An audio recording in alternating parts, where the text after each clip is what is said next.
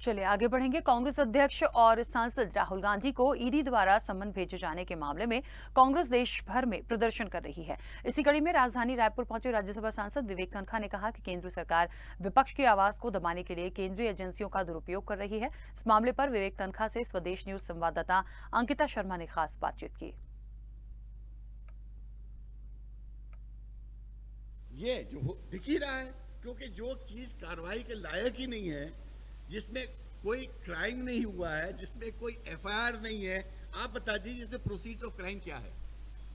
आज भी पूरी प्रॉपर्टीज एजीएल की है।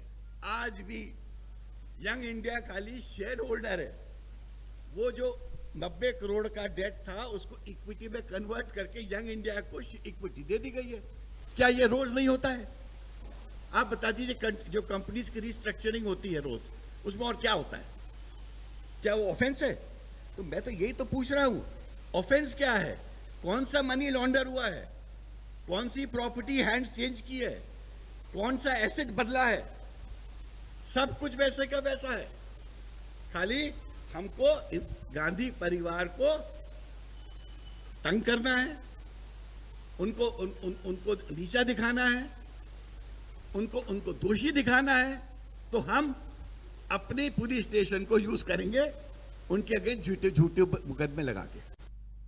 वक्त हमारे साथ विवेक तन्खा जी हैं, उनसे हम बातचीत करते हैं। देखिए, कांग्रेस प्रदेश भर में ईडी दफ्तर का घेराव करने वाली है। क्या वजह है घेराव के पीछे? हम इनसे जानते हैं। सर, घेराव करने वाले क्या वजह है इसके पीछे? देखिए, गलत का विरोध होना चाहिए, गलत का प्रतिकार होना चाहिए।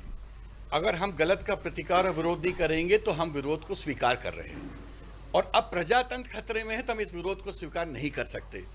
आप कानून कायदे को बलाए ताक में रख के बड़े बड़े लीडर्स को ह्यूमिलेट करना चाहते हो, ये देश स्वीकार नहीं करेगा।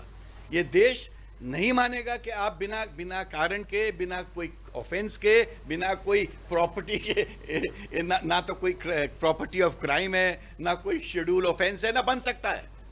और आप कांग्रेस की लीडरशिप को खड़ा करना चाहते हो, देश को बताना चाहते हो अपराधी है, तो आप इसमें सक्सीड नहीं करेंगे, क्योंकि देश इसको देख रहा है। अच्छा, कांग्रेस अध्यक्ष और राहुल गांधी जी को सम्मन भेजा गया था, उसके बाद क्या ये लगता नहीं कि देशपूर्ण कार्रवाई करवाई जा रही है? इसमें कोई शक है? आप बताइए, कौन सा एसेट ट्रांसफर हुआ है? कौन सा मनी लॉन्ड्रिंग हुई है?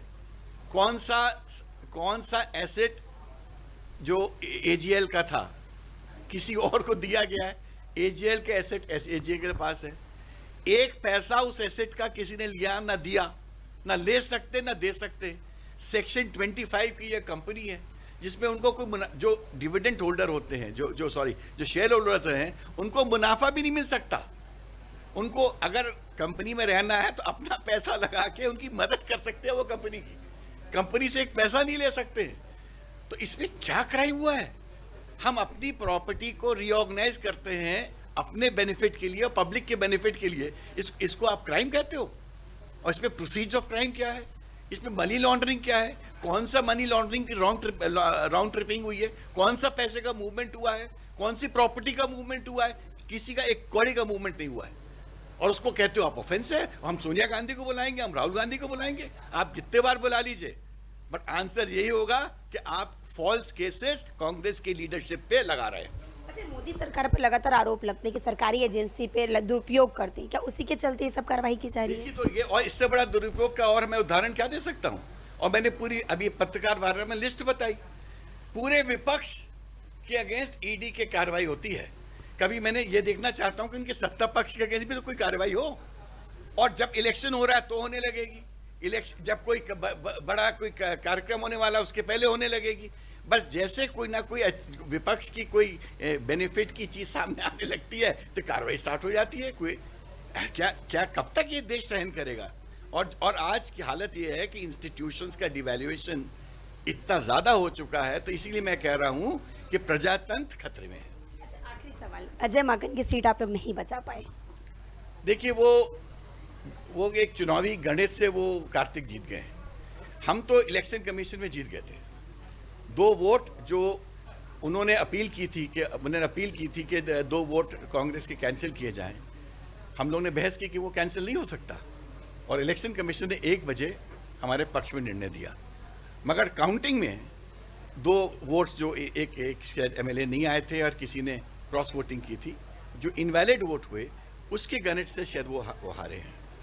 बिल्कुल अजय माकन भले ही हार का सामना करना पड़ गया हो, लेकिन पूरी मेहनत के साथ उन्होंने तैयारियां की थी और पूरा उम्मीद था कांग्रेस को कि पूरे 31 वोट उनके पक्ष में आएंगे, लेकिन नतीजा जो है वो दूसरा निकला। वही रही बात ईडी की, तो प्रदेश भर में पूरे देश में इस ईडी के दफ्तरों का छापा, ये दफ्तरों का घेराव ये कांग्रेस करेगी। देखने वाली बात होगी इस पर आगे कार्रवाई क्या होती है। कैमरामैन होरी के साथ अंकिता शर्मा, स्वदेश न्यूज, रायपुर।